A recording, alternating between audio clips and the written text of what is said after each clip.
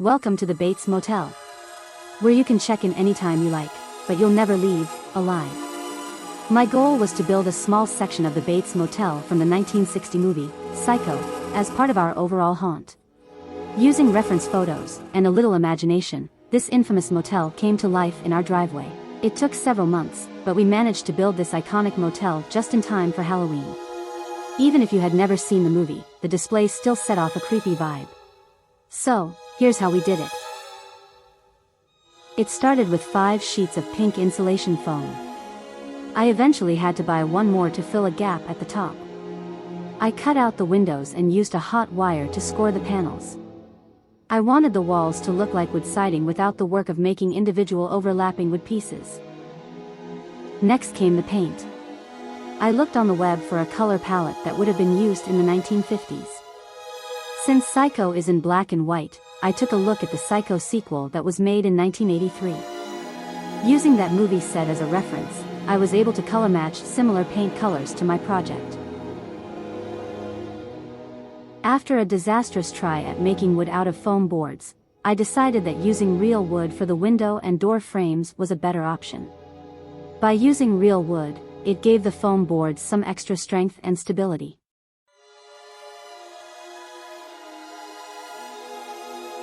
Once the window and door frames were securely glued to the facade, next came figuring out how to support the walls. For the back supports, we used 2x4 wood studs across the top and middle of the walls. We then made braces and screwed them into the studs. We also added 40-pound sandbags to weigh down the bottom of the support braces. Details were added to match the movie set build. I added a working doorbell, room key, deposit box, room number, and office sign. For the window on the office door, I used a poster frame and added blackboard and butcher paper to give it the appearance of a window. The porch lights were jelly jar style lights that would have been used in the 1950s. We also added a short circuit bulb for an eerie lighting effect. All the wiring was hidden from view and the lights were hung on a painted frame in order to easily remove afterward. Mrs. Bates was a prop that we modified to sit on this rocking chair. The rocking motion was done with a wiper motor and steel bar that was attached to the underside of the chair.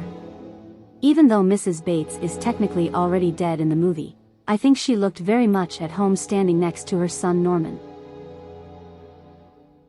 Now comes my favorite part of the build. The sign. The sign is made out of pink foam board and is 4 feet across by about 42 inches top to bottom. I used my computer to create stencils and then hand-painted the letters. The real challenge was to make the sign look like real neon. I found a tutorial that used EL wire to create the illusion. I then used cord clips and plastic tubing to keep the wire in place.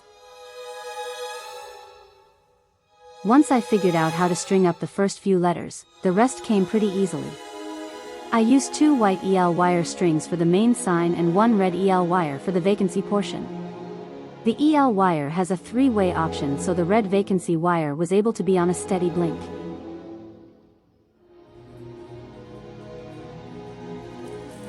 We attached 2 8-foot PVC poles to the back of the sign. It really looked great as part of the overall display and pulled the entire design together. I know Marion Crane doesn't quite make it through the entire movie, but I thought she deserved to be part of the display. Oh, and the birds on her are in tribute to another Hitchcock film. Can you guess which one? Unbelievably, we pulled this all together Halloween day in a matter of hours. There were a few minor glitches, like the projections that were supposed to show through the windows didn't work, but, hey, there's always next year.